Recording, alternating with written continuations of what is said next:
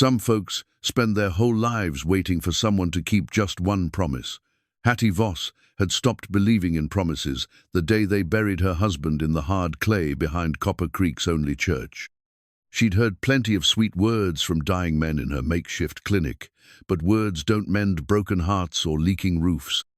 Then one evening, as she sat mending bandages by lamplight, Boone filled her doorway like a mountain come to call. The quiet cowboy who broke wild horses and kept to the ridges had never said more than much obliged to her before. But tonight he stood there, hat in his weathered hands, and spoke 6 words that would change everything. "I'll build you a home and you'll give me a family." Most women would have laughed at such bold talk from a stranger, but something in his steady grey eyes told Hattie this wasn't just talk. What would drive a man to offer everything to a woman who thought she had nothing left to give? Before we jump back in, tell us where you're tuning in from, and if this story touches you, make sure you're subscribed, because tomorrow I've saved something extra special for you. The morning sun cast long shadows across Copper Creek's dusty main street, where weathered storefronts stood like tired sentinels against another merciless day. Hattie Voss stepped out of her clinic behind Murphy's saloon, her worn boots crunching on the parched earth that hadn't seen proper rain in 2 seasons. The town bore the scars of drought and hardship, peeling paint, sagging porches, and the hollow-eyed look of folks who'd learned not to hope too much. Her clinic occupied what had once been a storage room, barely large enough for 2 cots and a table where she kept her medicines. The walls still smelled of whiskey and tobacco from the saloon, but it was the only space Murphy would rent to a widow with more compassion than coin. Through the thin partition, she could hear the low murmur of early drinkers drowning their sorrows in rot-gut liquor. Hattie touched the simple gold band on her finger, a habit she'd never broken in the 3 years since Thomas died. The ring caught the morning light, a reminder of promises kept and dreams buried. She'd been 22 when she married Thomas Voss, full of plans for the family they'd build together in this unforgiving land. The fever that took him had nearly claimed her too, leaving her barren and alone in a world that measured a woman's worth by the children she bore. "Morning, Hattie." Sarah Chen emerged from the saloon's back door, carrying a steaming cup of coffee. The Chinese woman had arrived in Copper Creek 5 years ago with enough gold to buy Murphy's establishment outright, though she never spoke of how she'd come by such wealth. Her presence had stirred talk at first, but Sarah's whiskey was honest and her poker games fair, which counted for more than gossip in a town where survival trumped prejudice. "Sarah." Hattie accepted the coffee gratefully. "Any trouble last night?" "Nothing I couldn't handle with a shotgun and a stern word." Sarah's eyes crinkled with quiet humor. "Though we did have an unusual visitor asking after you." Hattie's stomach tightened. Most folks who sought her services came directly to the clinic, desperate enough to ignore propriety. Who? Boone. The name hung in the air between them like smoke from a distant fire. Everyone in Copper Creek knew of Boone, giant, who lived in the high country, breaking horses that other men couldn't touch. He'd drift into town maybe twice a year for supplies, speaking only when spoken to, paying in silver coins that gleamed like they'd never seen the inside of a bank. Some said he was running from something. Others claimed he was touched in the head, preferring the company of wild mustangs to civilized folk. What did he want? Hattie kept her voice steady, though her pulse quickened at the memory of his unexpected visit. "Didn't say. Just asked when you'd be working, then left quiet as he came." Sarah studied Hattie's face with the sharp attention of someone who'd learned to read people for her own survival. "That man's got something on his mind, and if I'm reading the signs right, it concerns you." Before Hattie could respond, a commotion erupted from the direction of the general store. Old Pete was arguing with a well-dressed stranger, a man whose clean clothes and soft hands marked him as surely as if he'd worn a sign. His voice carried the authority of someone accustomed to being obeyed. "Drought's got this whole territory by the throat," the stranger was saying. "Smart folks are selling while they still can. I'm offering fair prices for good land." "Ain't interested, mister." Pete's weathered face was set in stubborn lines. "This land's been in my family 30 years. 30 years of scraping by, from what I can see." The stranger's tone remained pleasant, but there was steel underneath. Samuel Garrett's the name, and I represent interests that could turn this dying town into something prosperous. All it takes is vision and cooperation. Hattie exchanged glances with Sarah. They'd both seen his type before, men who arrived with smooth words and hidden intentions, leaving broken dreams in their wake. "Best keep clear of that one," Sarah murmured. "Money like his doesn't come without strings attached." The morning brought its usual parade of ailments. Hattie treated a ranch hand's infected cut, helped deliver Martha Wilson's fourth baby, and tended to young Billy Morse's broken armor casualty of trying to prove he could ride like Asher Boone. Each patient paid what they could. Eggs from the Henderson farm, a jar of preserves from Widow Morrison, a silver dollar from the banker's wife, who could afford such luxury. By midday, the heat had driven most folks indoors. Hattie was organizing her medicine bottles when she heard the distinctive sound of heavy boots on the wooden steps outside her clinic. The door opened, and Asher Boone had to duck his head to enter. In daylight, he seemed even larger than she remembered. His shoulders filled the doorframe, and he moved with the careful control of a man aware of his own strength. His dark hair was long enough to brush his collar, held back by a leather thong, and his face bore the deep tan of someone who spent his days under the open sky. But it was his hands that drew her attention, calloused and scarred, yet holding his hat with surprising gentleness. "Ma'am." His voice was as deep as she remembered, with a slight rasp that suggested long periods of silence. "Hope I'm not disturbing your work." "Not at all." Hattie set down the bottle she'd been holding, noting how her own voice seemed smaller in the presence of this quiet giant. "Are you hurt? Sick?" He shook his head, those steady grey eyes never leaving her face. "Came to apologize for last night, speaking out of turn like that." "You spoke plainly." Hattie found herself studying the way he stood perfectly still, like a man comfortable with waiting. Some might call it refreshing in a world full of empty words. Something shifted in his expression, though she couldn't name what. "Been thinking about what you said, about having nothing to give." "It's the truth." The words came out sharper than she intended. "I'm barren, Mr. Boone. The fever saw to that. Whatever family you're hoping for. Family isn't just blood."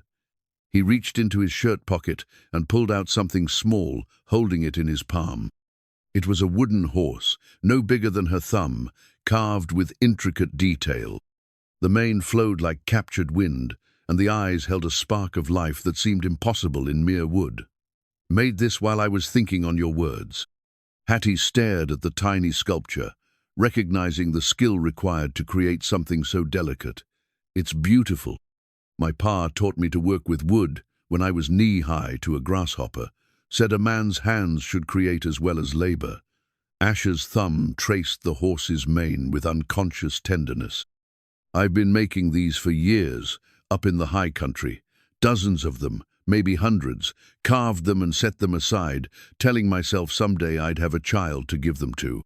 The ache in his voice was so raw it made her chest tight. "Mr. Boone, I'm 38 years old, Ma'am. Lived most of my life alone, and I'd made my peace with that. But watching this town struggle, seeing good people like you working yourself to the bone with nothing but heartache to show for it." He closed his fingers around the wooden horse. "Maybe family is what we make it. Maybe it's about two people choosing to stand together against whatever comes." Hattie felt tears prick her eyes, though she couldn't say why. There was something in his words that called to the loneliness she carried, the hollow space where dreams used to live. "You don't know me," she whispered. "I'm not the woman you think I am. I know you stay up all night with the sick, taking no payment but gratitude. I know you've got gentle hands and a strong heart, and you've kept this town's hope alive when any sensible person would have packed up and left." His voice grew softer. "I know you wear your wedding ring like armor, protecting yourself from getting hurt again." Her hand moved instinctively to cover the gold band, and she saw him notice the gesture.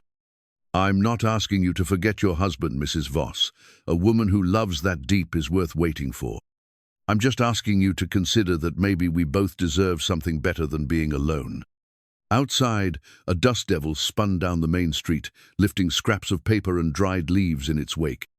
Hattie watched it through her window, thinking of all the promises that had blown away like dust over the years. "Where would you build this home?" she heard herself ask. "There's a place up on Widow's Peak, about 5 miles north of town. Good water, timber for building, and high enough to catch whatever breeze there is." "Been thinking about that spot for years." His eyes held hers. "Been waiting for the right reason to start." The wooden horse seemed to warm in his palm as he extended it toward her. "This is yours, whatever you decide. A promise that someone believes you've got plenty to give."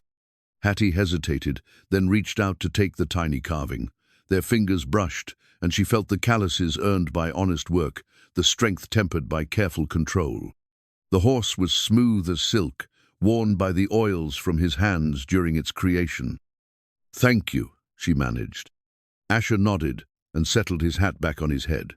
"I'll be starting on that house come morning, Mrs. Voss. Not because I expect anything, but because a promise made is a debt unpaid." He paused at the door. "You're welcome to visit the work, if you've a mind to.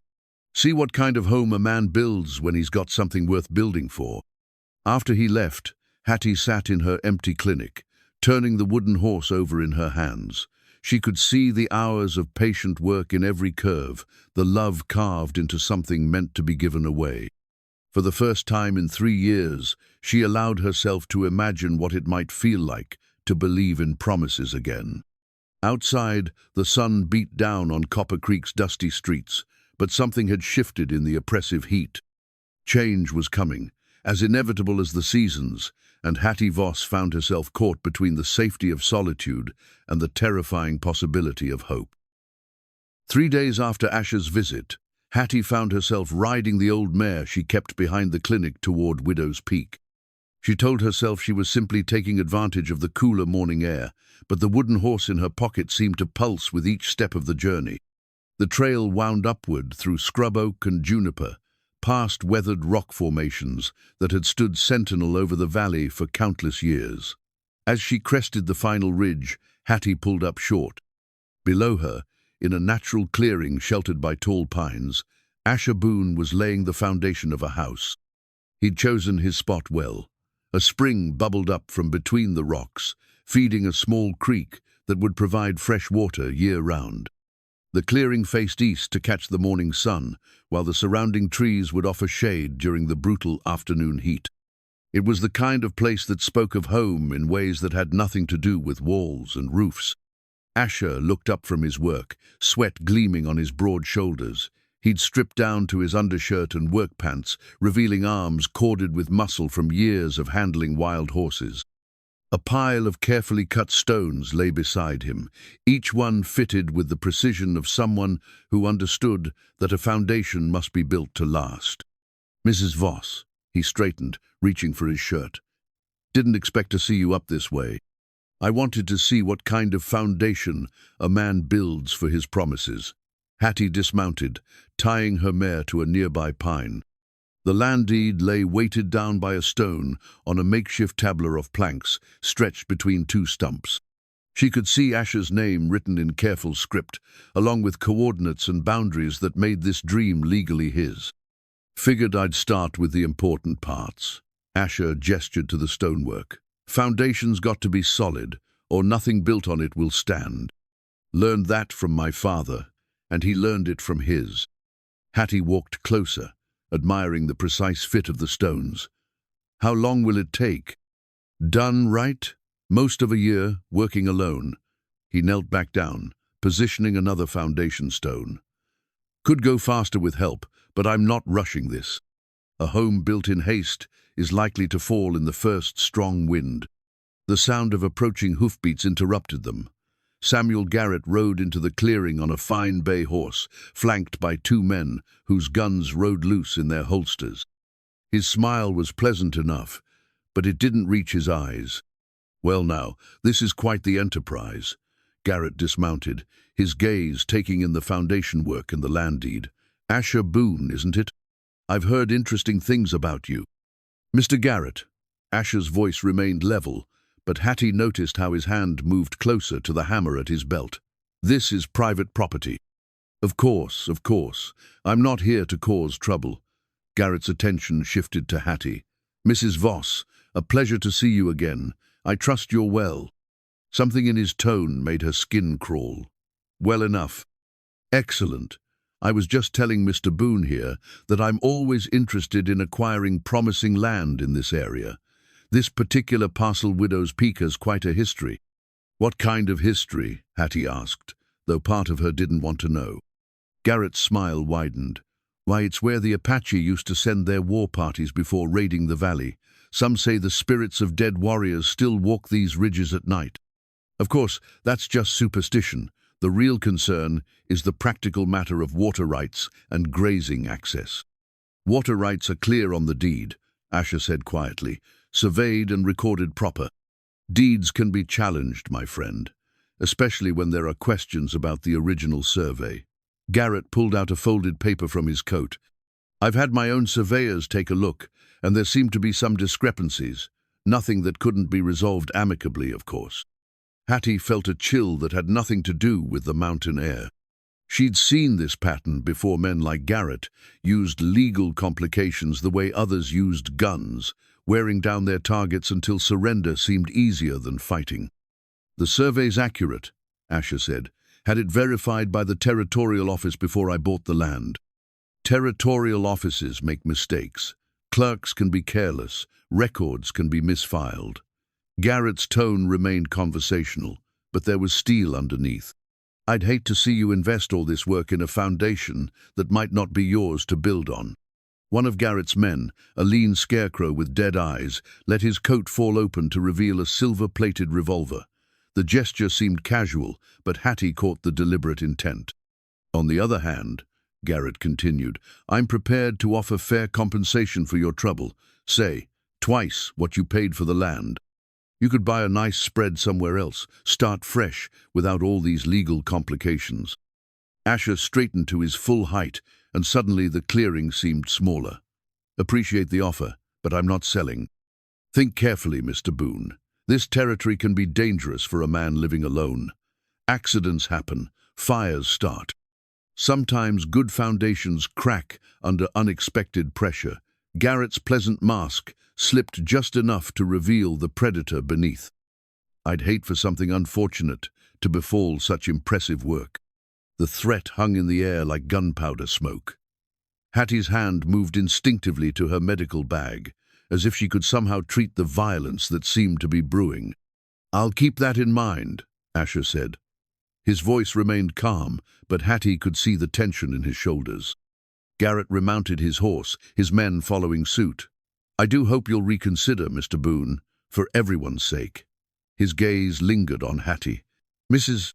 Voss, perhaps you could help your friend understand the wisdom of accepting reasonable offers. A woman of your experience knows how quickly circumstances can change. After they rode away, the clearing felt violated somehow, as if Garrett's presence had poisoned the air. Asher stood motionless for a long moment, staring at the half-built foundation. He'll be back, Hattie said quietly. I know. Asher picked up his hammer, testing its weight. Men like him don't take no for an answer the first time. Then why not sell? Find another place, start over somewhere safer. Asher turned to face her, and she saw something in his eyes. She hadn't expected a deep, old pain that had nothing to do with Samuel Garrett's threats. Because I spent too many years running from men like him. Because some things are worth fighting for, even if the odds are long. He gestured to the foundation stones. This isn't just about land, Mrs. Voss. It's about proving that decent folks can still make a stand in this world. Hattie looked at the land deed, weighted down against the mountain wind. Such a simple thing, a piece of paper that represented hope and danger in equal measure. He mentioned war parties, Apache raids. That was 20 years ago or more. The Apache have been peaceful for a decade, settled on the reservation down south. Garrett's just trying to spook us with old stories. Asher knelt back down to his work. Besides, any warrior ghosts on this mountain have probably seen enough violence. Might be they'd welcome the sound of a family being built instead of another battle being fought. The sun climbed higher, and Hattie found herself staying longer than she'd planned. She watched Asher work, noting the careful way he fitted each stone, the patience he brought to every detail. This wasn't the rushed construction of a man trying to prove something, it was the deliberate craft of someone building for generations. When she finally mounted her mare to return to town, Asher stood and touched the brim of his hat. "Thank you for coming, Mrs. Voss. Means more than you might think, having someone witness the beginning." As she rode back down the mountain trail, Hattie carried with her the image of those foundations, stones solid, perfectly fitted, built to last. But she also carried the memory of Samuel Garrett's cold smile and the promise of trouble yet to come. The wooden horse in her pocket seemed heavier now, weighted with the knowledge that accepting Asher's gift meant accepting the danger that came with it. Some promises, she was learning, required more courage to keep than others. The weeks that followed fell into a rhythm as steady as the sound of Asher's hammer echoing down from Widow's Peak. Each morning, Hattie would tend to her patients in the clinic, her worn leather medical bag a constant companion as she moved through the town's daily struggles. Each evening, she would find herself looking north toward the mountain, wondering about the progress of walls and dreams being built stone by stone. Her medical bag had been Thomas's wedding gift to her good leather that had aged to a rich brown, with compartments for bottles and instruments, herbs and bandages. She'd carried it through the fever epidemic that took her husband, through the border skirmishes when wounded soldiers filled every available space, through countless nights of birth and death and healing. It had become part of her identity, as much as the wedding ring on her finger. "You're distracted," Sarah observed one afternoon, watching Hattie reorganize her medical supplies for the third time.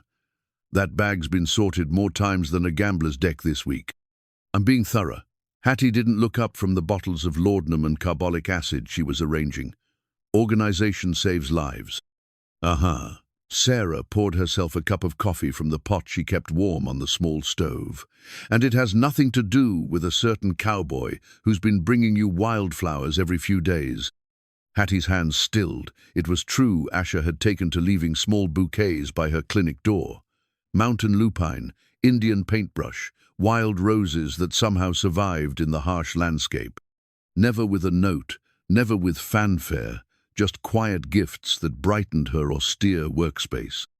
"He's being kind," Hattie said finally. "Nothing more. Honey, I've been watching men for more years than I care to count.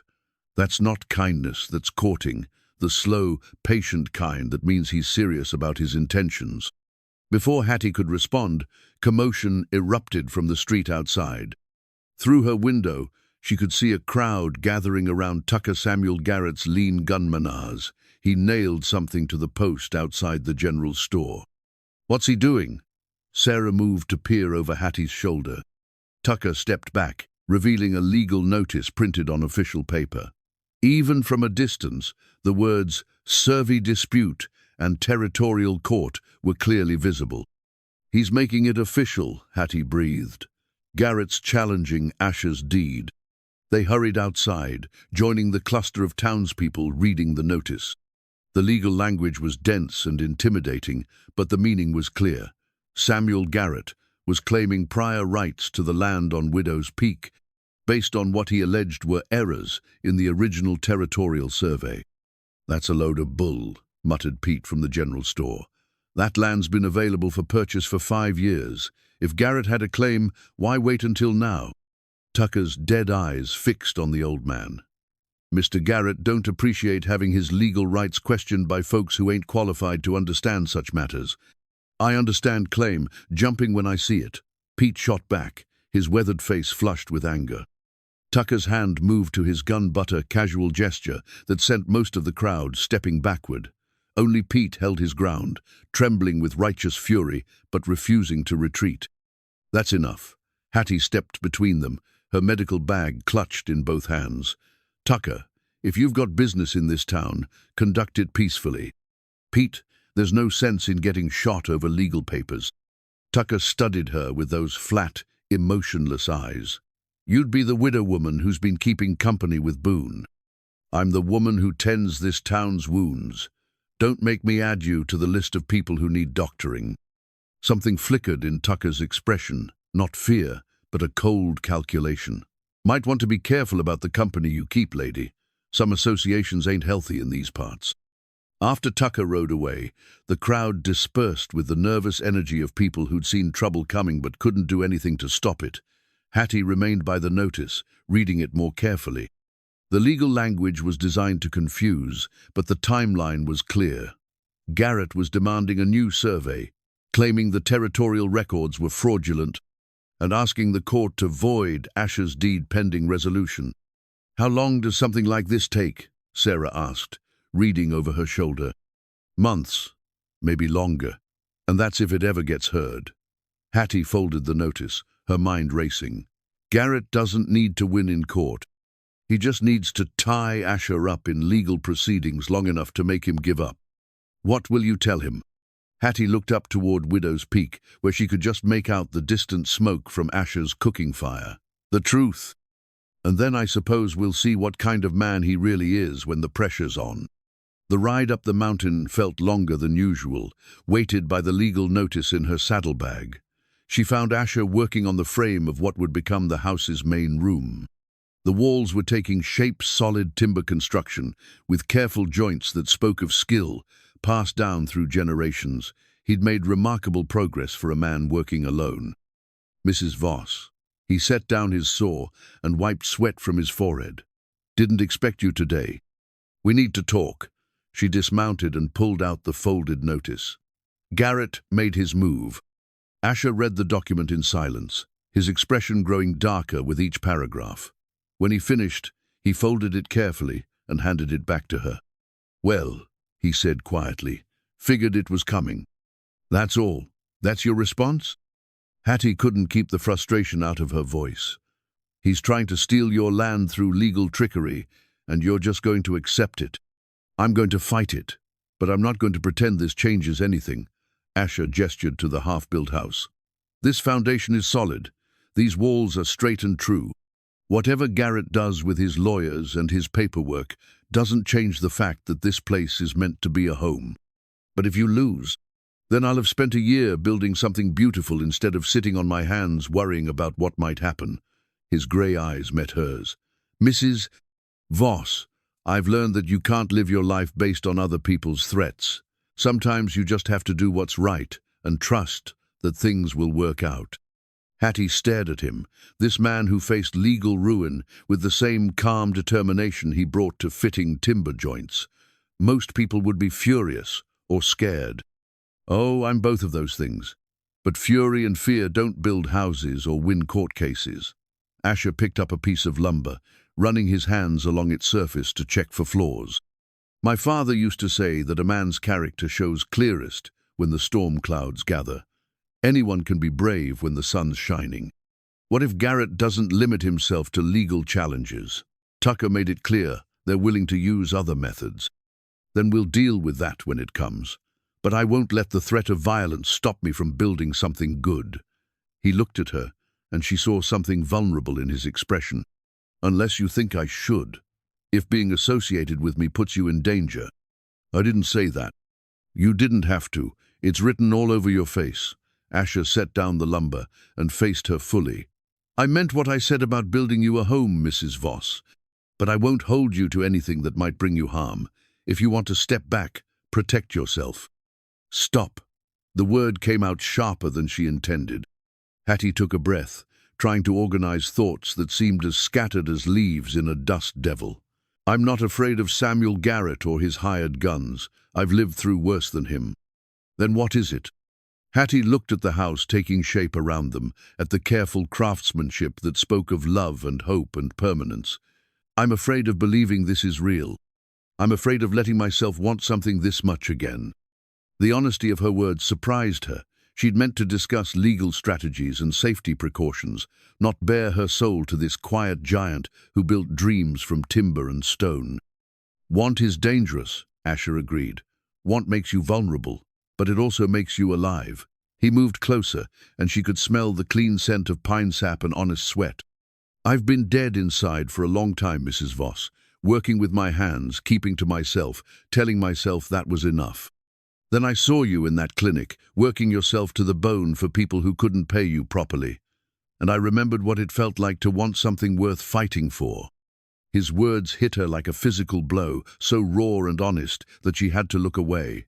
Thomas used to say things like that, about fighting for what mattered. What happened to him, if you don't mind my asking? Border fever, the kind that burns through a person in 3 days, leaving nothing but emptiness behind. Hattie's hand moved to her medical bag, as if the familiar weight could anchor her. I tried everything, herbs, poultices, prayers. Nothing worked. The fever took him, and the complications it left behind took any chance I had of giving him children. I'm sorry. Are you? Even knowing I'm barren, that this family you want? I told you before, family isn't just blood. Asher's voice was gentle but firm. A home isn't just about children, Mrs. Voss. It's about two people choosing to build something together, whatever form that takes. The mountain wind stirred the pines around them, carrying the scent of wood smoke and wild roses. Hattie found herself imagining what this place might look like when the house was finished, windows glowing with warm light, a garden growing beside the creek, the sound of laughter carried on the evening breeze. It was a dangerous dream, made more dangerous by how desperately she wanted it to be real. That evening, as storm clouds gathered over the mountains, Asher told Hattie about his father's hammer. They sat on the porch he'd just finished framing, sharing coffee and watching lightning flicker in the distance. My grandfather brought this hammer west after the war, Asher said, holding the worn tool in his calloused hands. Carried it through 3 territories before settling in Colorado. Built his first cabin with it, and his second, when the first one burned down. My father inherited it when he was 16, and I got it when I turned 21. The hammer was ancient by frontier standards, the head darkened with age and use, the handle worn smooth by 3 generations of Boone men. Scratches and dents told stories of countless projects, from barns to cradles to coffins. 4 generations of promises, Hattie murmured, running her finger along the handle's smooth surface. That's a heavy inheritance. Heavy, but honest. My grandfather used to say that a man's worth could be measured by what he built that lasted longer than he did. Asher set the hammer carefully beside him. He built a ranch that supported 2 families for 40 years. My father built a reputation for honest dealing that opened doors across 3 territories. And what will you build? I'm hoping to build a life that proves promises can still be kept in this world. Thunder rumbled overhead, and Asher glanced at the darkening sky. Storm's coming. You should head back to town before it hits. But the first fat raindrops were already spattering the dust, and within minutes the mountain was shrouded in a downpour that turned the trail treacherous. Hattie found herself taking shelter in the half-built house, watching water drip through gaps in the roof that weren't yet finished. I can sleep in the lean-to, Asher said, his voice carefully neutral. Keep things proper. We're both adults, Mr. Boone. I think we can share a roof without causing scandal. Hattie settled her medical bag in a dry corner and looked around at the skeleton of walls that would someday be rooms. Besides, I'd like to see how solid this foundation really is when the weather tests it. They spent the evening by lamplight, Asher working on small carpentry tasks while Hattie organized her medical supplies. The steady rhythm of rain on the partial roof created an intimate atmosphere that made conversation flow easier than it ever had before. Why nursing? Asher asked, watching her sort through bottles of medicines with practiced efficiency. My mother was a midwife back in Missouri, started teaching me when I was 12, said healing was women's work and I'd better learn it proper. Hattie held up a bottle of willow bark extract. After I married Thomas and we moved out here, seemed like someone was always getting hurt or sick. Territory doctor was 3 days ride away, so folks started coming to me. You were young to take on that responsibility. 18 when I delivered my first baby, 20 when I set my first broken bone. By the time the border fever came through, I was the closest thing to a real doctor this part of the territory had. Her voice grew quiet. Lot of good it did when my own husband needed healing. Asher's hands stilled on the piece of wood he was sanding. You can't heal everyone. That's a burden too heavy for any one person to carry. Doesn't stop me from trying. Hattie corked the bottle and moved to the next one. Every person I lose is a failure. Every life I save is a reprieve. That's a hard way to live. It's the only way I know. Outside, the storm intensified. Wind howled through the pines, and rain hammered the roof with increasing fury. But inside their shelter of unfinished walls, they were dry and safe. The foundation beneath their feet remained solid, showing no signs of shifting despite the saturated ground. "Tell me about your family," Hattie said. "Before the hammer, before the ranch." Asher's expression grew distant. "Had a wife once. Sarah, different Sarah than your friend. Met her in Colorado when I was 25. She was a school teacher, prettiest woman I'd ever seen. Married her after a 6-month courtship that her father thought was too quick. What happened to her? Childbirth. The baby too." The words came out flat, emotionless, but Hattie could see the old pain in his eyes. Midwife said sometimes these things just happen. Nothing anyone could have done. "I'm sorry. Was a long time ago. Took me years to stop blaming myself, longer to stop blaming God." Asher picked up his sandpaper and began working again. Spent the next decade drifting, breaking horses for other men's ranches, telling myself I was fine alone. What changed? Time, mostly. And seeing you work in that clinic, saving lives that other folks had given up on, made me remember that some promises are worth the risk of making. Lightning flashed, illuminating the skeletal framework of the house around them. In that brief, stark moment, Hattie could almost see what it would become. Walls painted warm colors, furniture arranged for comfort rather than mere function. Children's laughter echoing through rooms built with love. "I can't have children," she said quietly. "The fever left scar tissue that makes it impossible." "I know. You told me. But you keep talking about family like it's still possible." Asher set down his sandpaper and looked at her directly.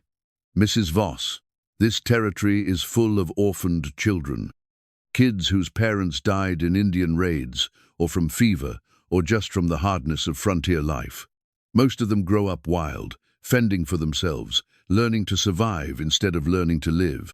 You're talking about taking in orphans. I'm talking about giving love to children who need it, whether they're born to us or not. Building a home where lost souls can find their way to something better." His voice grew stronger, more certain. "Blood doesn't make a family. Choice does. Commitment does. The decision to stand by someone no matter what storms come." Thunder crashed overhead, so loud it seemed to shake the mountain itself. But the foundation beneath them remained steady, the frame around them strong despite its unfinished state. "You make it sound simple," Hattie said. "Simple, not easy. Nothing worth doing is easy." Asher moved closer, and in the lamplight she could see every line of his weathered face, every scar that spoke of hard-won experience. "But I've been alone long enough to know the difference between simple solitude and the kind of loneliness that eats a person alive. I'd rather risk my heart on something real than spend the rest of my life protecting myself from disappointment." A sudden gust of wind caught the loose edge of the rooftop, sending it snapping like a gunshot. Asher moved quickly to secure it, his movements sure and practiced despite the storm's fury. Watching him work, Hattie felt something shift inside her chest, a loosening of the protective walls she'd built around her heart. "The foundation is solid," she said when he returned to the lamplight. "Built to last. My grandfather taught my father, and my father taught me you start with stone because stone endures. Everything else can be rebuilt if it has to be, but the foundation has to be right from the beginning. And if Garrett succeeds, if he takes the land through legal manipulation—" Asher's jaw tightened, but his voice remained steady. "Then I'll tear this house down board by board and rebuild it somewhere else. The land matters, but not as much as what we build on it. That's a lot of work to do twice. Worth doing as many times as it takes." He picked up his father's hammer, turning it over in his hands. "This tool has built and rebuilt more structures than I can count. Sometimes because of fire, sometimes flood, sometimes just the passage of time. But my family kept building, kept making promises they intended to keep. Even when it seemed hopeless? Especially then. Hope isn't about circumstances, Mrs. Voss. It's about deciding that tomorrow can be better than today, and then doing the work to make it so. The storm raged until nearly dawn, but eventually the wind died down, and the rain gentled to a steady drizzle. When Hattie finally dozed off, wrapped in Asher's coat while he kept watch by the dying fire, she dreamed of finished rooms and children's voices, of a life built on foundations strong enough to weather any storm. She woke to the smell of coffee and bacon, and the sound of Asher's hammer ringing against wood as he made repairs to the storm damage. Through the gaps in the walls, she could see him working in the early morning light, methodical and patient, despite the setbacks the weather had caused. The hammer in his hands caught the sunrise, gleaming like a promise made manifest in steel and wood, and the unshakable determination of a man who'd learned that some things were worth building twice if necessary. 2 months after the storm, the kitchen table was finished. Asher had carved it from a single piece of oak that he'd felled and seasoned himself, working on it during the quiet evening hours when the day's construction was done. The surface was smooth as glass, with flowing grain that caught the lamplight like captured water. Around the edges, he'd carved a border of wild roses and mountain laurel flowers that grew naturally around their spring. "It's beautiful," Hattie whispered, running her hands over the intricate carvings. She'd arrived that morning to find the table in place, set with 2 simple plates and cups Asher had traded for in town. A small bouquet of actual wild roses sat in a mason jar at the center, their fragrance mixing with the scent of fresh pine from the nearly completed walls. "Figured we should have somewhere proper to share meals," Asher said, his voice carrying a note of shy pride. "Table's the heart of any home, place where families gather, where important conversations happen." The house had taken shape around them like a prayer made manifest in wood and stone. The walls were up now, with windows that framed views of the valley below and the peaks beyond. The roof was tight against weather, and Asher had even managed to install a proper floor-wide planks that felt solid beneath their feet. It was still rough in places, lacking the finishing touches that would make it truly complete, but it felt like a home. "When will you move in?" Hattie asked, settling into one of the 2 chairs he'd crafted to match the table. "Soon, maybe next week, if the weather holds." Asher poured coffee from a pot that had been warming by the fire. "Been looking forward to sleeping under a roof I built myself." They'd fallen into this routine over the week, sharing breakfast at the table while discussing the day's plans, Hattie helping with small tasks that didn't require a carpenter's skill, both of them carefully dancing around the growing intimacy that threatened to overwhelm their careful boundaries. "Garrett's been quiet lately," Hattie observed, though she couldn't keep the worry from her voice. "Too quiet." "Tucker was in town yesterday, asking questions about water rights and mineral claims. Sarah said he spent 2 hours at the territorial office, going through old records." Asher's expression darkened. "He's building a case, gathering ammunition for whatever legal challenge comes next. Or looking for other ways to pressure you." Hattie had heard whispers in town stories of mysterious accidents befalling people who crossed Samuel Garrett, of fires and floods and misfortunes that seemed to strike his enemies with suspicious regularity. "Let him look. Every record he'll find will confirm what I already know: this land is mine, bought and paid for according to territorial law." But Asher's confidence didn't quite reach his eyes, and Hattie could see the strain that months of uncertainty had placed on him. "Maybe you should hire a lawyer, someone who understands territorial law better than we do." "With what money? Everything I had went into buying this land and building this house." Asher gestured around them at the solid walls, the careful craftsmanship evident in every detail. "I'm a carpenter and a horsebreaker, Mrs. Voss. I don't have the kind of resources it takes to fight a man like Garrett in court." The reality of their situation settled over them like a heavy blanket. Garrett had money, influence, and the kind of ruthless determination that wore down opposition through sheer persistence. They had only their conviction that right should triumph over mightier conviction that seemed increasingly naive as the days passed. Then we'll fight him another way, Hattie said quietly. How? By refusing to be intimidated, by building the life we want, despite his threats, by proving that decent people can still make a stand in this world. She used his own words back to him, seeing them land with quiet impact. A slow smile spread across Asher's weathered features. You're starting to sound like someone who believes in this place. I'm starting to believe in a lot of things I thought I'd given up on. The admission surprised her with its honesty. She'd been fighting her growing attachment to both the house and its builder, but sitting at this table in the morning light, she found her defenses crumbling. Such as the possibility that some promises really can be kept, that a man might actually build what he says he'll build. Hattie's fingers traced the carved roses along the table's edge. Such as the idea that I might be brave enough to accept what you're offering. Asher's coffee cup stopped halfway to his lips. Are you saying? I'm saying I'd like to try. If you're still willing to take the risk of building a family with a barren widow who comes with more problems than solutions. Mrs. Voss Hattie. Her name seemed to catch in his throat, as if speaking it aloud made everything more real. I've been hoping to hear those words for months. Then maybe it's time we stopped pretending this is just about building a house. Before Asher could respond, the sound of approaching riders broke the morning stillness. Through the window, they could see dust rising from the trail, too much dust for a single horse, too early in the day for casual visitors. Stay inside, Asher said, moving to where his rifle leaned against the wall. But Hattie was already reaching for her medical bag. In her experience, groups of riders arriving at speed usually meant someone was hurt. She followed Asher onto the porch, squinting against the morning sun to make out the approaching figures.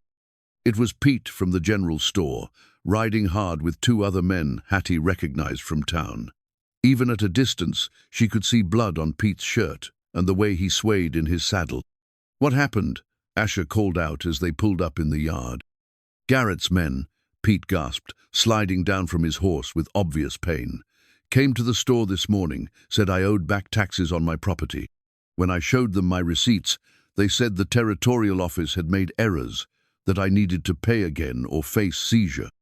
Hattie was already examining the gash across Pete's forehead. This needs stitching. What did you do to get hurt? Told them to go to hell, Pete said with grim satisfaction. Tucker didn't much like that answer. Used his gun butt to improve my manners. Same thing happened to the Morrison widow, one of the other riders said. And the Chen family that runs the laundry. All of a sudden, everybody's property taxes are in question. Asher's face had gone hard as granite. He's expanding his operation, using the legal system as a weapon against anyone who might side with us. It's working, Pete admitted, wincing as Hattie cleaned his wound. Half the folks in town are talking about selling out rather than fight. They can't afford lawyers, and they're scared of what happens if they resist. As Hattie worked on Pete's injury, she listened to the men discuss Garrett's escalating campaign. He was being methodical, targeting the most vulnerable members of the community, first widows, elderly settlers, families with questionable titles to their land. Each victory made him stronger and his remaining opponents weaker. We need to organize, Asher said, pool our resources, hire legal representation, fight back as a group rather than as individuals. With what money?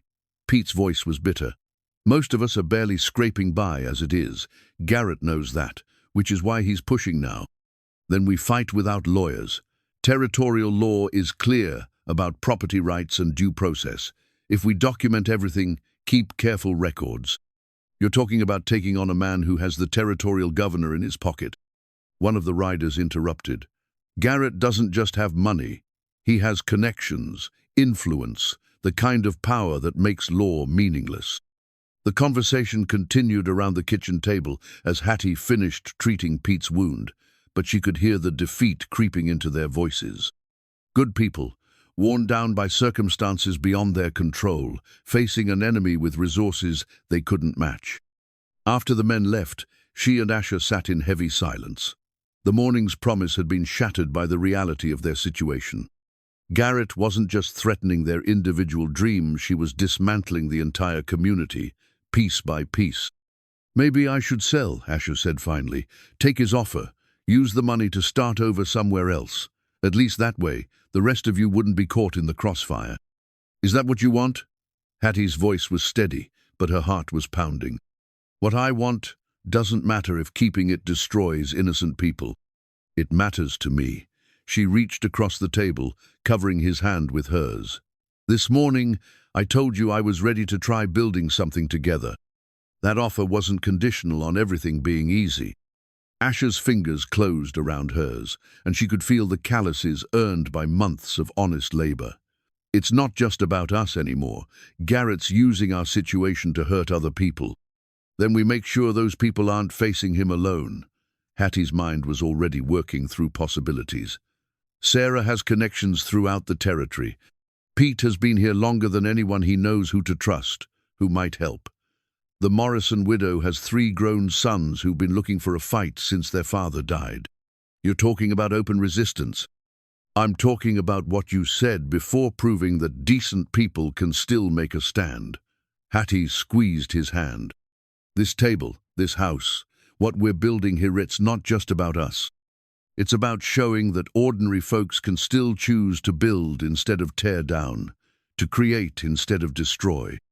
Outside, storm clouds were gathering again over the mountains. But inside their kitchen, at the table Asher had carved with his own hands, Hattie felt something she hadn't experienced in years, the fierce joy of having something worth fighting for. If we do this, Asher said slowly, there's no going back. Garrett won't stop with legal challenges. It'll get ugly. Then we'd better make sure we're ready for ugly. Hattie released his hand and reached for her medical bag. First thing we need to do is make sure everyone in town knows they're not alone, that there are people willing to stand with them. And the second thing? Hattie looked around at the house that had become so much more than shelter. It had become a symbol of hope in a place where hope was in short supply. We finish what we started. We build the life we promised each other, and we do it loud enough that everyone can see what's possible when good people refuse to give up. The carved roses on the table seemed to catch the fading light, their delicate beauty a testament to the power of patient creation in a world too often ruled by destruction. Whatever came next, they would face it together, at this table, in this house, built on foundations strong enough to weather any storm. The pressed wildflower lay carefully preserved between the pages of Hattie's medical journal, its petals still holding a ghost of their original purple color. She'd found it growing beside their spring 3 weeks after moving into the house, the first wild larkspur to bloom in the small garden she'd started behind the kitchen. Now, as autumn painted the mountains in shades of gold and crimson, that single flower had multiplied into patches of color that softened the harsh landscape around their home. "It's amazing what grows when you give it a chance," she murmured, pressing the journal closed and setting it on the kitchen table. Outside, she could hear Asher splitting wood for the winter ahead, the rhythmic thwack of his axe, a comforting soundtrack to the domestic life they'd built together. The house felt complete now, in ways that had nothing to do with construction. Her medical supplies occupied a corner of the main room, organized on shelves Asher had built to her specifications. His woodworking tools hung neatly on the workshop wall, each one cleaned and maintained with the care of a craftsman who understood that good tools lasted generations. Their belongings had merged naturally, finding harmony in the spaces designed for 2 people learning to live as one. "Mrs. Boone," she said aloud, testing the sound of it.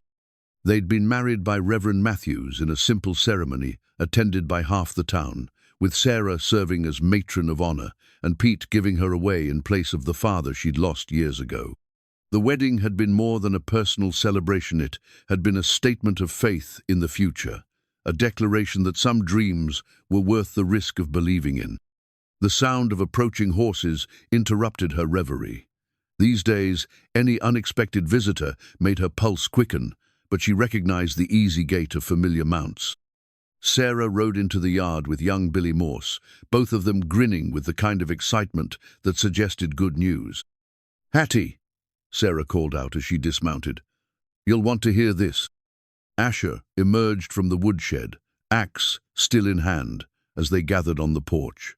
Billy could barely contain himself, practically bouncing with the need to share his news. "Tell them what you told me," Sarah urged. "I was fishing down by Miller's Creek yesterday," Billy began, his words tumbling over each other in his excitement. "You know that old cabin where the hermit used to live? Well, I saw Tucker and 2 other men going through it with shovels and picks, like they was looking for something buried. Probably just checking for mineral rights," Asher said, though his expression was thoughtful. "That's what I thought too, until I heard them talking. Tucker was madder than a wet cat, saying how Garrett had been sure there was silver in that hillside, but all they'd found was worthless rock." Hattie felt something click into place in her mind. Silver claims. That's what this is really about. "What do you mean?" Sarah asked. "Think about it. Why would Garrett suddenly be interested in every piece of property around Copper Creek? It's not about the land itself, it's about what might be under it." Hattie's voice grew stronger as the pieces fell together. "He's been buying up claims based on some geological survey or mining report that suggests silver deposits in this area." Asher set down his axe, his expression darkening. "Which means he doesn't just want our land for its own sake.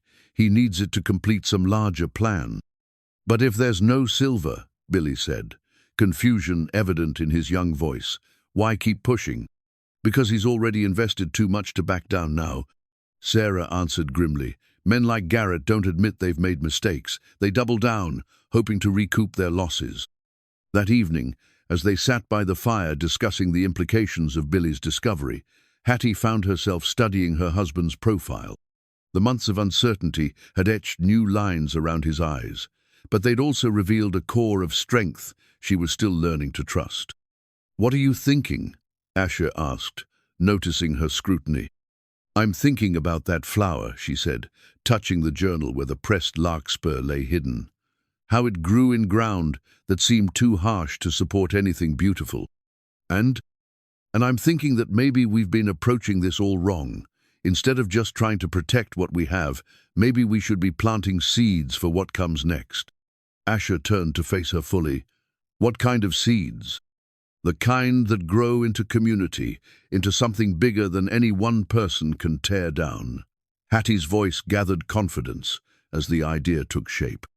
"Garrett's counting on us being isolated, fighting separate battles he can defeat one by one. But what if we weren't separate? What if we were connected?" "You're talking about organizing the whole territory." "I'm talking about proving that decent people can build something worth protecting. Not just individual homes, but a real community where families can grow and children can learn and neighbors look out for each other." Sarah leaned forward, her eyes bright with interest. "What would that look like?" "A school, for starters. Sarah, you've got enough gold to hire a real teacher, and there are plenty of children in this territory who've never seen the inside of a classroom." Hattie's voice grew stronger as the vision crystallized. "A church where people can gather for more than just funerals. Maybe even a proper doctor's office where folks don't have to risk their lives traveling 3 days for medical care." "That's a lot of building," Asher observed. "You said yourself that a man's worth is measured by what he builds that lasts longer than he does.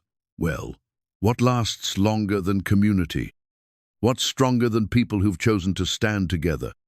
Billy had been listening with the intensity of youth, discovering that adults sometimes had ideas worth hearing. "My pa always said this territory could be something special if folks just worked together instead of fighting each other." "Your pa was right," Asher said quietly. "Question is, are we brave enough to try?" That night, as they lay in their bed listening to the mountain wind in the pines, Hattie felt the pressed flower's presence in her journal like a talisman of hope.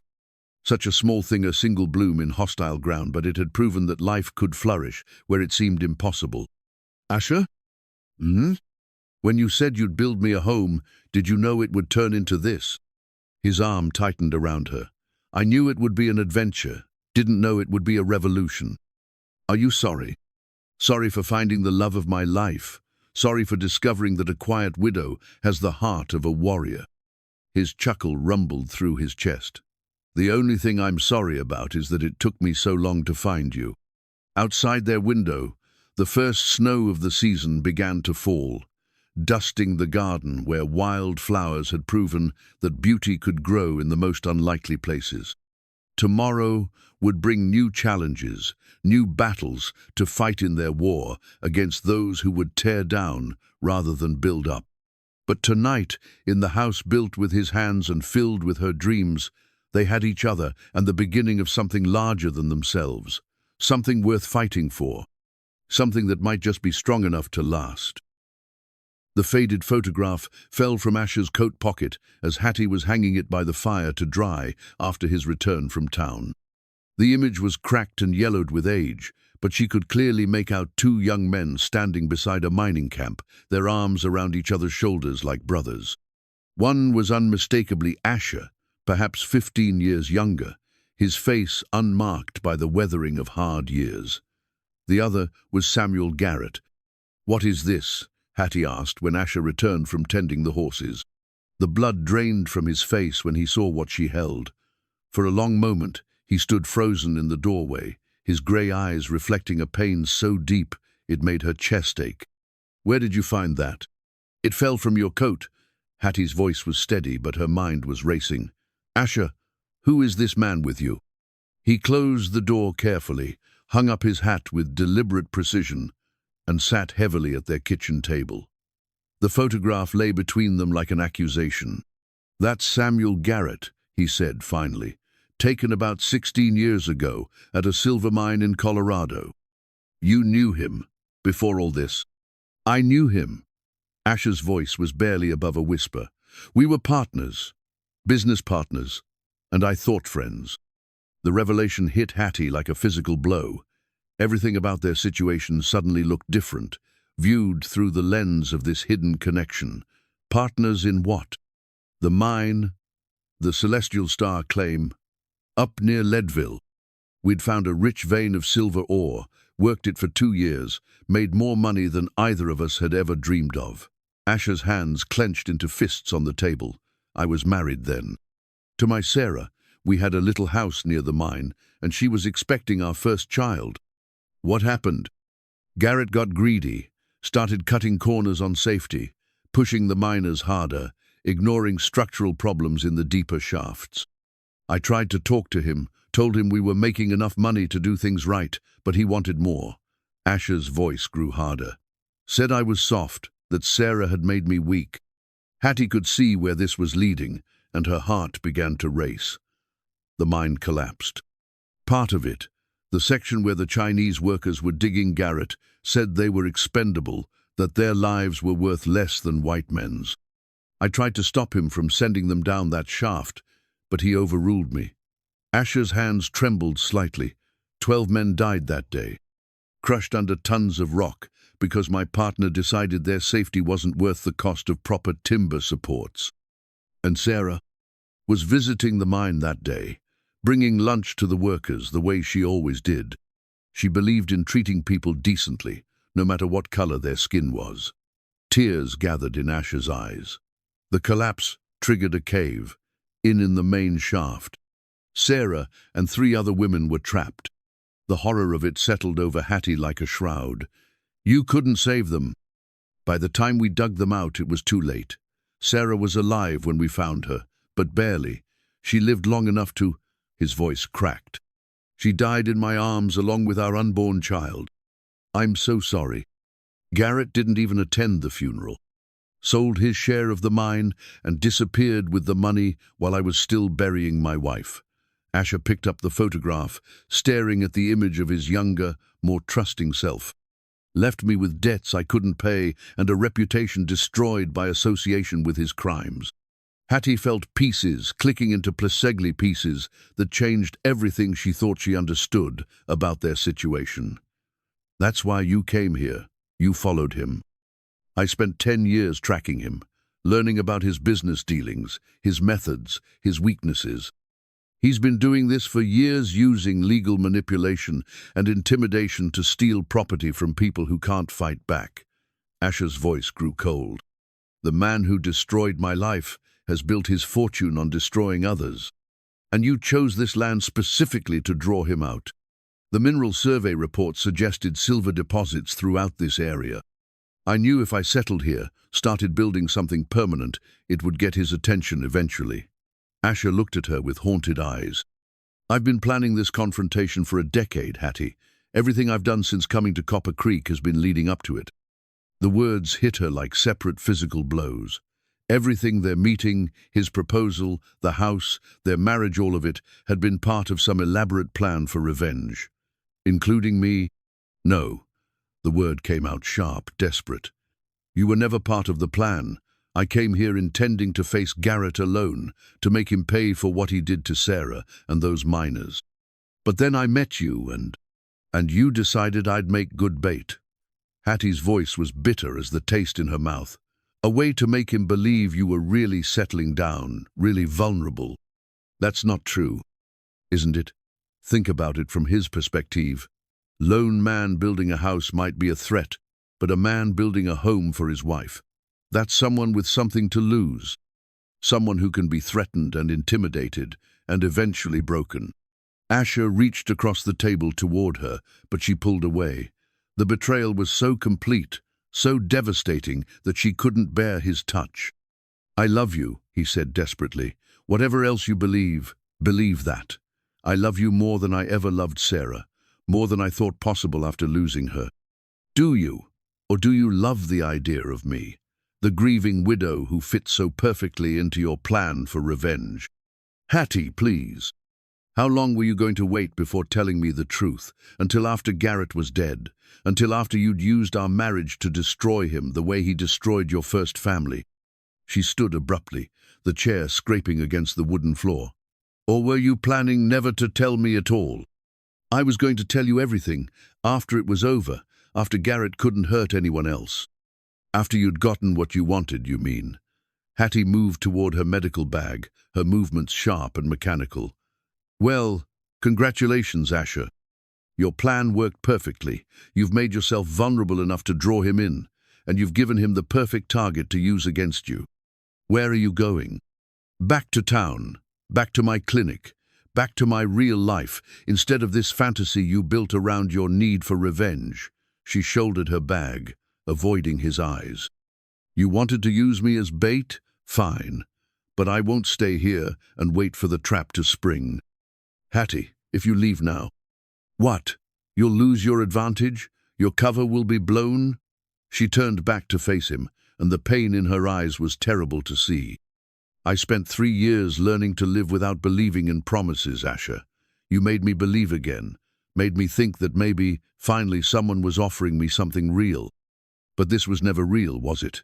It was just another lie in service of your greater truth. Our marriage is real. What we've built together is real. What we've built is a house on a foundation of lies, and houses like that don't last, no matter how carefully they're constructed. She left him sitting at the kitchen table with the photograph and the wreckage of everything they'd built together. The pressed wildflower in her medical journal seemed to mock her now such foolish hope, such naive belief that beautiful things could grow in harsh ground. Some flowers, she realized as she rode down the mountain trail in the gathering dusk, were never meant to bloom. Some promises were too heavy for the soil they were planted in. And some men carried so much pain that they could only build with broken pieces, even when they thought they were creating something whole. Behind her, the house stood dark against the mountain sky, no longer a home, but a monument to the difference between love and need, between choice and manipulation. Tomorrow would bring consequences for this revelation. Garrett would sense weakness and press his advantage. The community would suffer for Asher's deception, and she would have to learn once again how to live without the dream of belonging somewhere. But tonight, she just rode toward town and tried not to think about the man she'd left behind, sitting alone in a house built for 2 people who might never find their way back to each other. The iron bell arrived on a freight wagon 3 days after Hattie left, its bronze surface gleaming despite the dust of travel. Asher had ordered it months ago from a foundry in Denver, intending it as a surprise for their first Christmas together. Now it served a different purpose entirely. He mounted it on a tall post beside the house, rigging a rope system that would allow the bell to be heard for miles in every direction. 1 ring for medical emergency, 2 for fire, 3 for danger, requiring immediate assistance. It was the kind of practical communication system that frontier communities had relied on for generations. Neighbors, helping neighbors when trouble came calling. "You planning to signal the whole territory?" Sarah asked, watching him test the mechanism. She'd ridden up that morning with supplies and news from town, her face grave with concern. "Something like that." Asher adjusted the rope tension, listening to the bell's clear tone echo off the mountain peaks. "How is she?" "Hurt, angry, working herself to death, tending every scraped knee and sniffling nose in Copper Creek." Sarah's voice carried a note of reproach. "You really made a mess of things, didn't you?" "I know." "Do you? Because from where I sit, it looks like you traded the best thing that ever happened to you for the chance to settle an old score." Asher set down his tools and faced her directly. "Garrett killed my wife and 12 innocent men. He's built his fortune on the misery of others, and he won't stop until someone stops him. You think I should just forget that? Pretend it doesn't matter?" "I think you should have trusted Hattie enough to tell her the truth from the beginning. She's not some delicate flower who needs protecting from hard realities." Sarah's eyes flashed with anger. "That woman has survived things that would break most men. She could have handled your past, but she can't handle being lied to." The words stung because they were true. Asher had spent so many years planning his confrontation with Garrett that he'd forgotten how to be honest about anything else. Even his love for Hattie had become tangled up in the web of deception he'd woven. "It's too late now," he said quietly. "Is it? Have you actually tried talking to her, explaining why you did what you did?" "She won't see me. Won't even read the letters I've sent." Asher looked down toward Copper Creek, where smoke rose from the chimneys of homes he'd helped protect, whether their owners knew it or not. "Maybe that's for the best.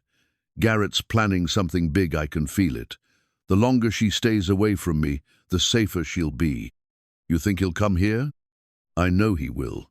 Tucker's been watching the house for days, counting how many people come and go, checking for weaknesses in the defenses. Garrett's done playing game. She wants this land, and he's ready to take it by force." Sarah studied the house with new eyes, seeing it not as a home but as a fortress under siege. Asher had spent the past week making preparations, boarding up windows that faced the most likely approaches, stocking water and ammunition, clearing brush that could provide cover for attackers. When? Soon. He's been building up to this for months, applying pressure, isolating his enemies, making sure the territorial authorities look the other way. Asher's voice was calm, but Sarah could see the tension in his shoulders. "The question isn't when, it's whether anyone will stand with me when the time comes." "What about the people in town? Pete, the Morrison boys, the families you've been helping. What about them? They've got their own lives to worry about. I can't ask them to risk everything for a fight that was never really theirs."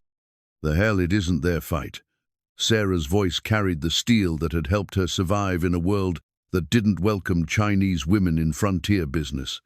"Garrett's been terrorizing this whole community, using legal tricks to steal people's property, intimidating anyone who stands up to him. You think that stops if he gets your land?" Asher had been asking himself the same question. His original plan had been simple: draw Garrett into a confrontation, end it once and for all, then disappear back into the wilderness where he belonged. But things had gotten complicated. He'd built connections, formed relationships, become part of something larger than his personal quest for vengeance. "He'll never stop," Asher admitted. "Men like Garrett don't know when they have enough. Even if he gets everything he wants here, he'll just move on to the next community, the next group of victims. Then this isn't about your past anymore. It's about everyone's future." Before Asher could respond, the sound of approaching riders interrupted them. But these weren't enemies. Pete rode into the yard with the Morrison boys and half a dozen other men from town, all armed and looking grim. "Heard you might be expecting trouble," Pete said without preamble. "Figured you could use some company." "This isn't your fight," Asher began, but Pete cut him off. "Like hell it isn't. Garrett's men burned out the Chen family last night, said it was an accident, but everyone knows better." The old man's face was set in hard lines. "We're tired of being picked off one by one. Time to make a stand." One by one, the other men voiced their agreement. These weren't professional fighters, they were farmers and shopkeepers, fathers and grandsons, who'd decided that some things were worth the risk of standing up for. They'd brought what weapons they had, along with determination, born of desperation. "What's the plan?" asked Tom Morrison, the eldest of the brothers. Asher looked around at the faces of his neighbors' people he'd tried to protect by keeping his distance, who'd chosen to stand with him anyway. "Garrett will come at night, probably with a dozen men or more. He'll try to burn us out, make it look like an accident. Then we'll be ready for him." Pete checked his rifle with the practiced ease of a man who'd survived the Apache Wars. "This house built to withstand a siege?" "Built to last," Asher confirmed.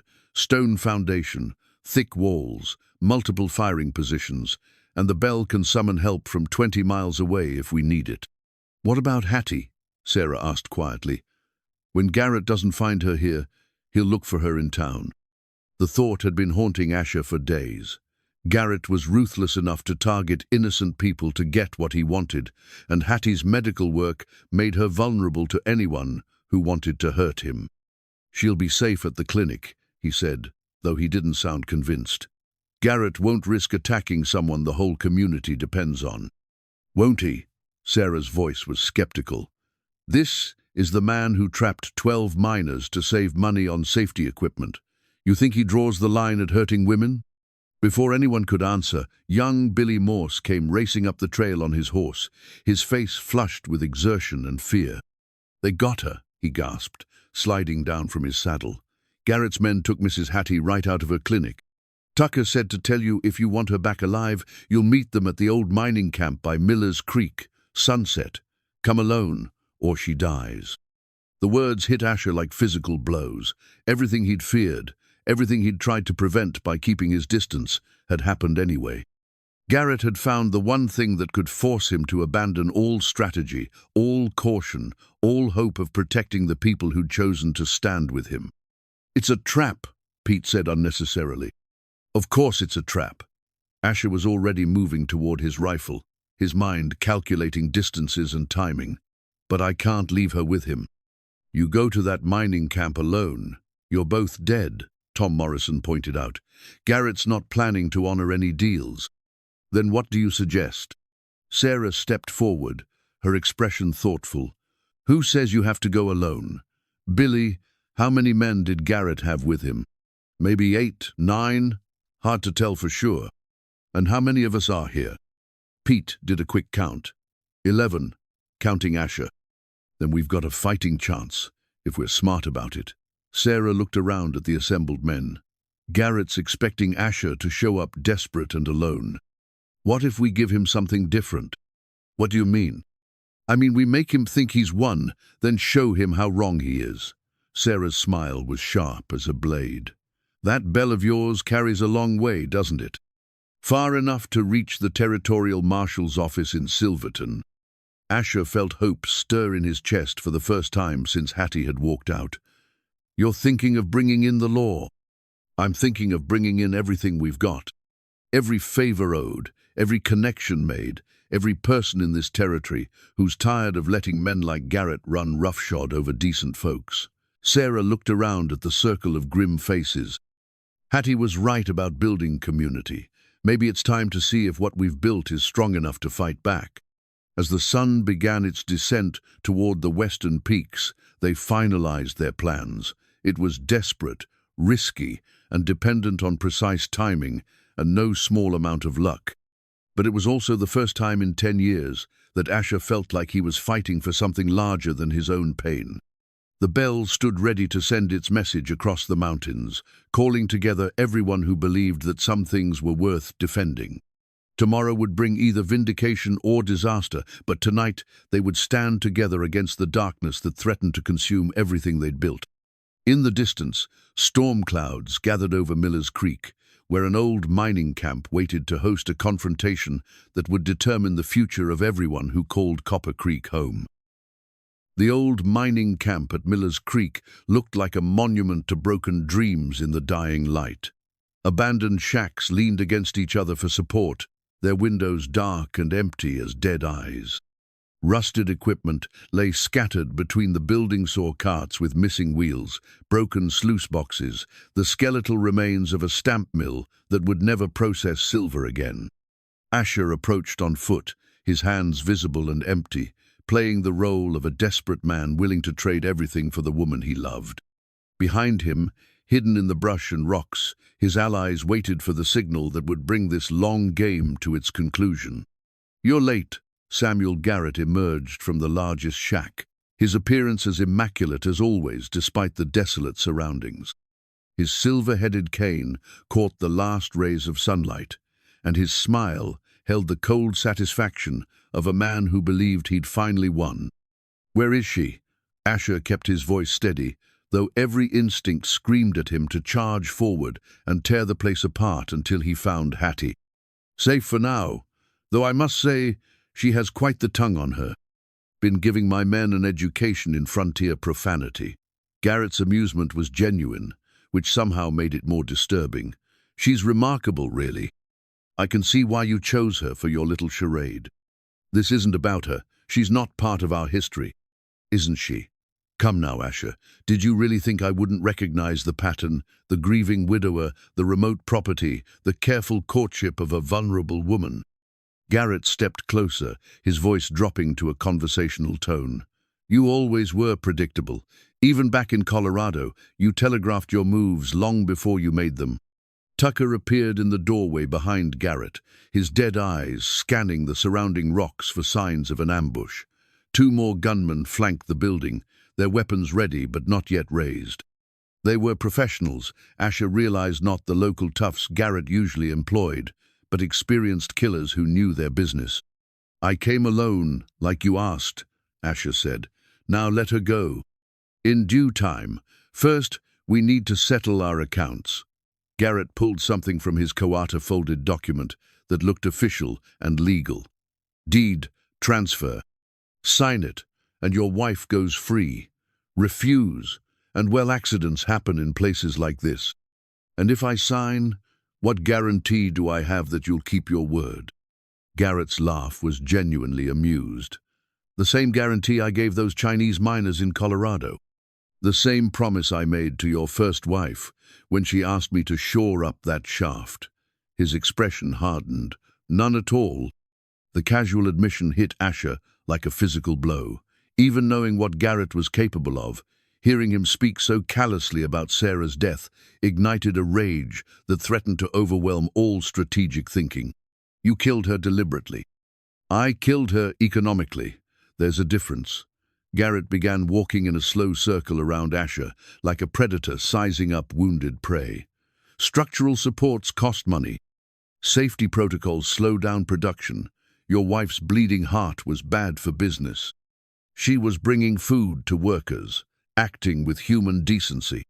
She was encouraging them to think they mattered, that their lives had value beyond their labor." Garrett stopped directly in front of Asher, close enough that his breath was visible in the cooling air.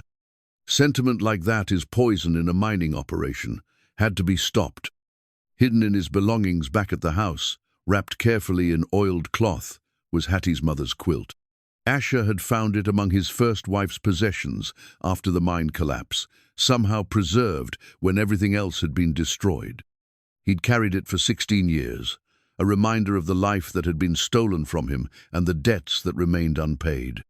But it had become something else when he'd fallen in love with Hattie, a bridge between his past and future, a symbol that some things could survive even the worst disasters.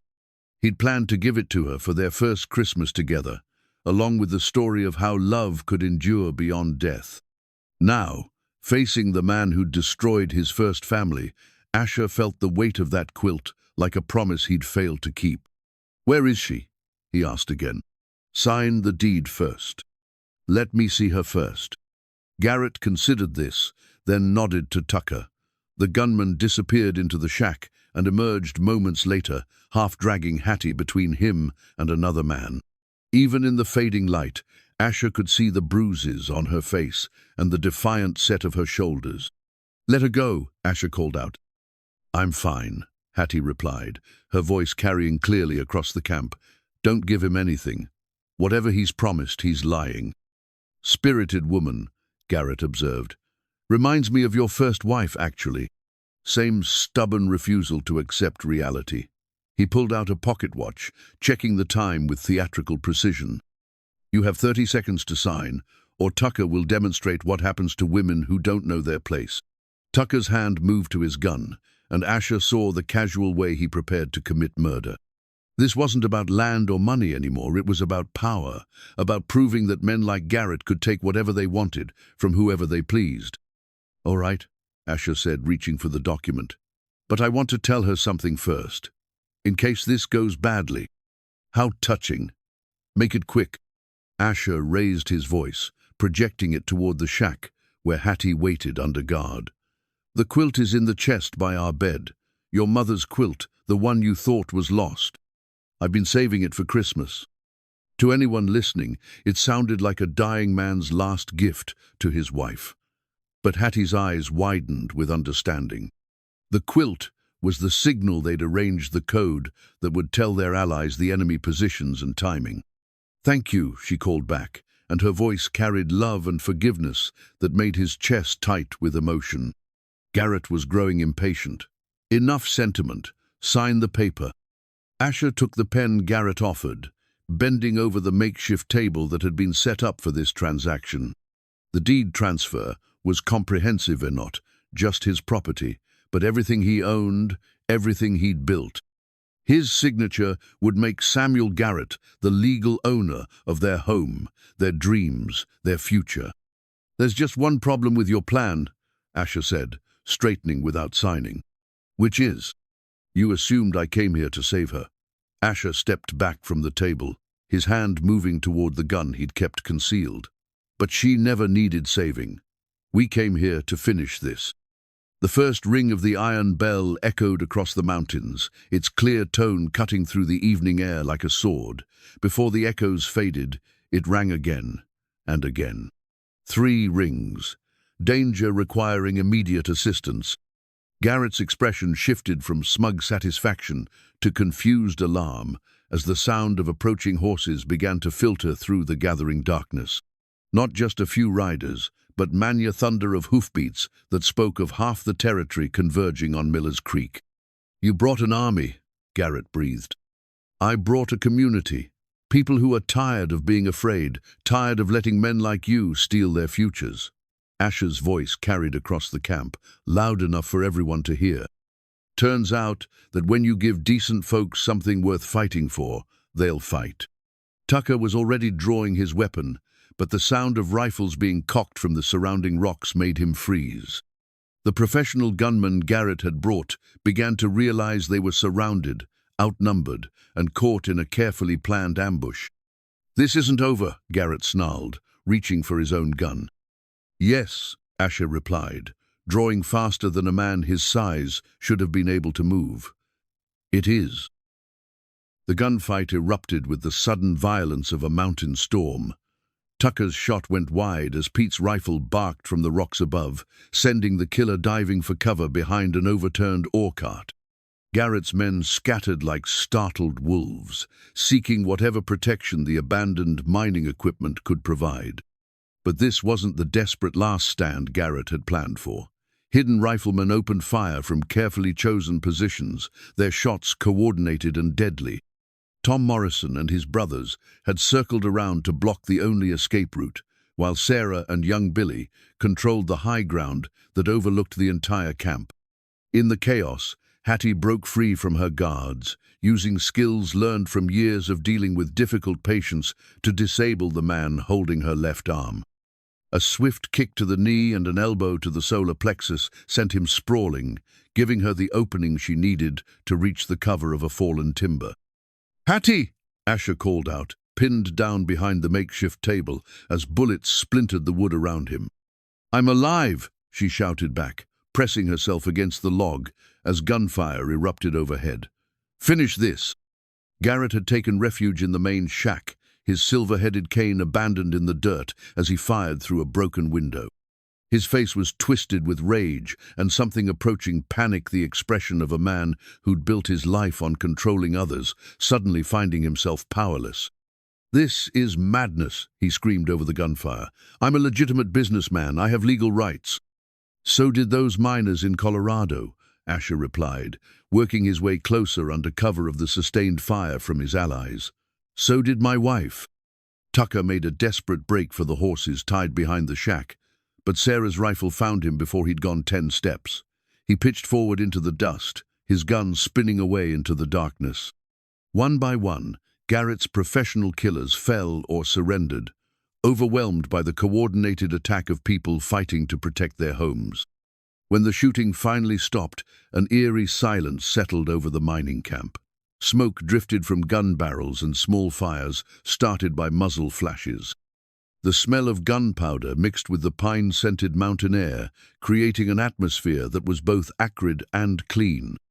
Garrett emerged from the shack with his hands raised, his immaculate clothes torn and dirty, his silver hair disheveled. The arrogant confidence was gone, replaced by the desperate calculation of a cornered animal. "You can't just execute me," he said, his voice hoarse from shouting over the gunfire. "There are laws, courts, due process. The kind of due process you gave those Chinese miners." Pete stepped out of the rocks, his rifle trained on Garrett's chest. "The legal protections you offered the families you drove off their land? That was business. This is murder." "This is justice," Tom Morrison corrected, emerging from the darkness with his brothers flanking him. "Long overdue, but justice all the same." As the territorial marshal and his deputies rode into the camp summoned by the bell's urgent call, Asher finally understood what Hattie had meant about building community. These weren't just neighbors who'd answered a call for help. They were people who'd chosen to stand together against the kind of predatory evil that Garrett represented. "Marshal Davidson," Pete called out to the lead rider, "we've got your prisoner ready for transport." The marshal surveyed the scene with experienced eyes, taking in the scattered weapons, the bodies of Garrett's men, and the tight-knit group of settlers who'd obviously coordinated this operation. "Anyone want to tell me what happened here?" "Samuel Garrett kidnapped Mrs. Boone and attempted to extort a deed transfer through threats of violence," Sarah said calmly. "We responded to a distress signal and arrived to find an armed confrontation in progress." That's a very convenient version of events. It's also the truth. Tom Morrison stepped forward, his face set in hard lines.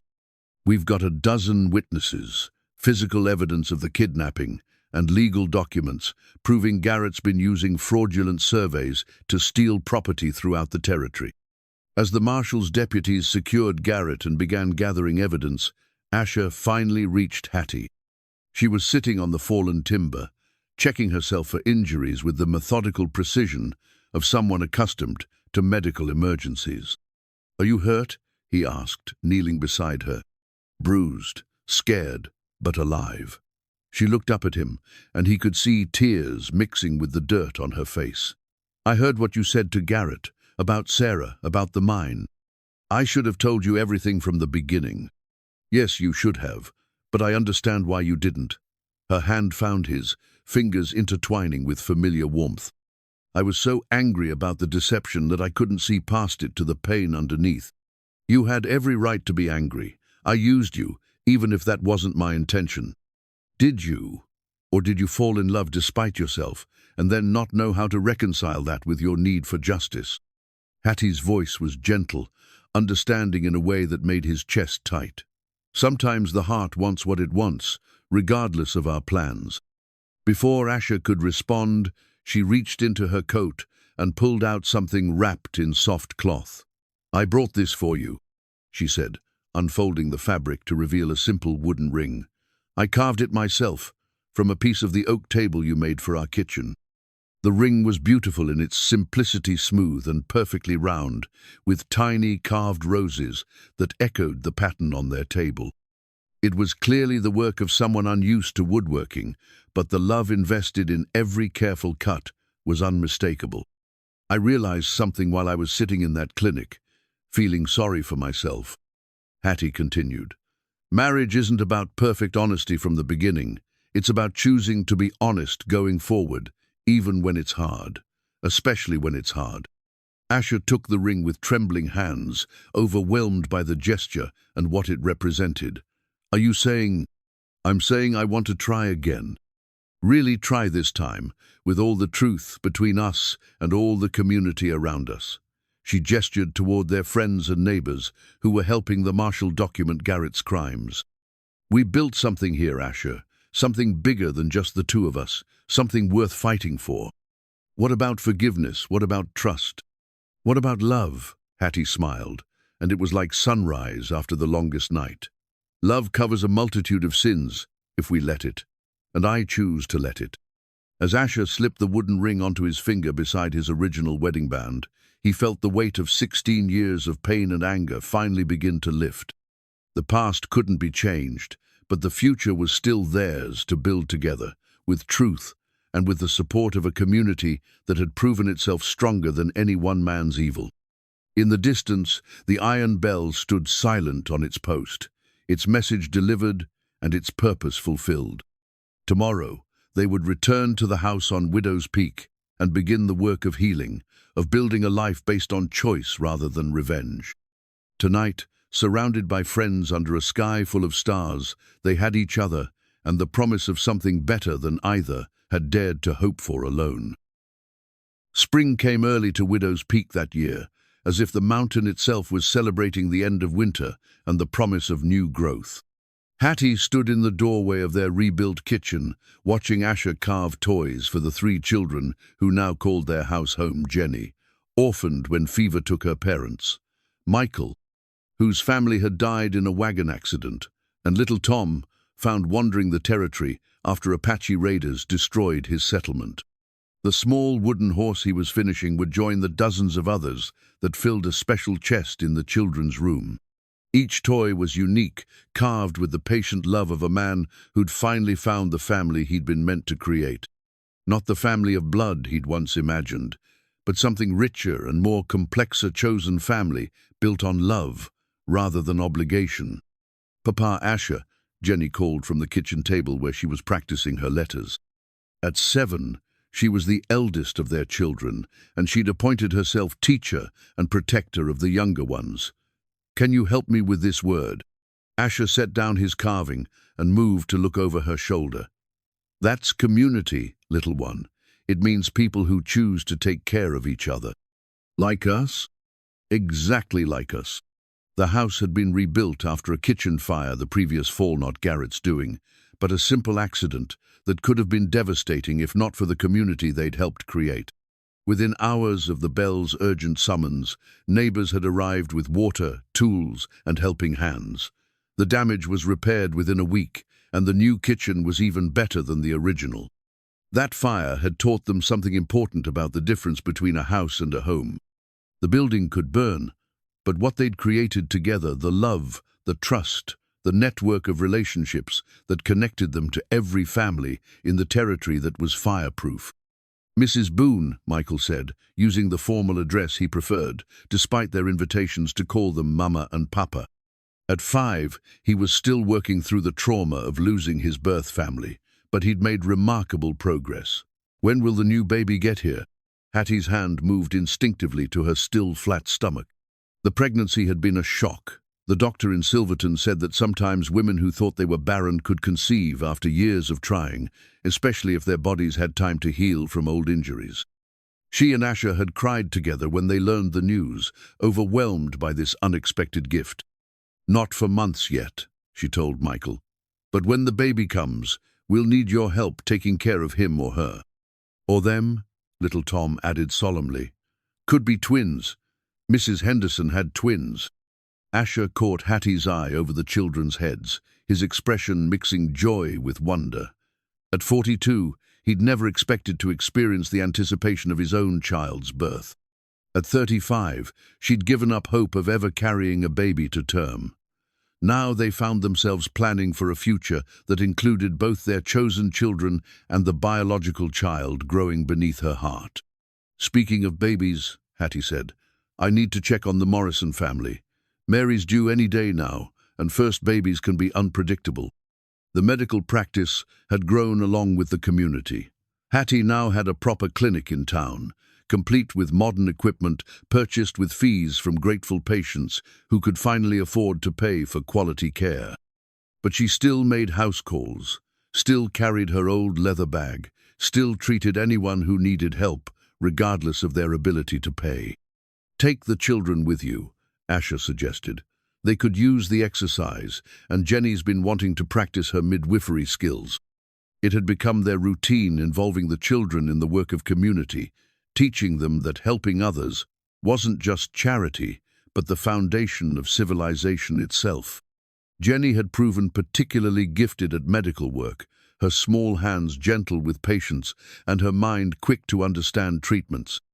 Michael showed aptitude for carpentry, spending hours with Asher learning to join wood and build things that would last. Even little Tom, despite his age, had developed an uncanny ability to calm frightened animals and injured people. As they prepared to leave for town, Hattie caught sight of herself in the mirror Asher had hung by the front door. The woman looking back was different from the one who'd first accepted a wooden horse from a quiet giant. Her face was fuller, softened by happiness and the early glow of pregnancy. Her hands were still strong and capable, but they carried hope now, instead of just competence. The gold wedding ring still circled her finger, but it had been joined by the wooden band Asher had carved to match hers. The two rings together told the story of her journey from loss to love, from solitude to family, from surviving to thriving. "Ready, Mama Hattie?" Jenny asked, shouldering the small medical bag Asher had made for her. "Ready." The ride to town took them past the cemetery where Thomas Voss lay, buried beneath a simple stone marker. Hattie still stopped there sometimes, not from grief, but from gratitude. Her first husband had taught her about love's possibilities. Her second had shown her love's endurance. Both gifts were part of who she'd become. "Will you tell us the story?" Michael asked as they rode. "About how Papa Asher promised to build you a home." It had become the children's favorite Taletha story of two lonely people who'd found each other in the wilderness and built something beautiful from broken pieces. Hattie never tired of telling it, never tired of seeing their faces light up when she reached the part about the wooden horse and the promise that changed everything. "It started on a night when the rain was falling," she began, her voice carrying the cadence of a storyteller who'd found her perfect audience, "in a little clinic behind a saloon, where a tired nurse was mending bandages and had stopped believing in promises. As they rode toward town, the iron bell caught the morning sunlight, its bronze surface gleaming like a beacon of hope. 3 rings for danger, but also 1 ring for celebration, 2 for gathering, 4 for welcome. It had become the voice of their community, calling people together for work and worship, for crisis and joy. Behind them, the house on Widow's Peak stood solid against the mountain sky, its windows bright with reflected sun, smoke rising from the chimney where breakfast had been cooked and love had been shared. It was exactly what Asher had promised to build, not just a shelter, but a home, not just a place to live, but a foundation for generations. And around that foundation, they'd built something even more precious than either had dared to imagine, a family created by choice, strengthened by trial, and blessed with the kind of love that transforms everything it touches. The wooden toy horse in Asher's workshop would be finished that evening, ready to join its brothers and sisters in the chest that held the dreams of children who'd learned that families could be built as surely as houses, one careful piece at a time. And when their own baby arrived, he or she would find a household full of love, a community ready to help, and parents who understood that the greatest promises were the ones that took a lifetime to keep. Some folks spend their whole lives waiting for someone to keep just one promise. Hattie and Asher Boone had learned that the secret wasn't in the waiting, but in the choosing to build, to love, to stand together against whatever storms might come. And in that choosing, they'd found something worth more than silver or gold, a home built on foundations strong enough to last forever.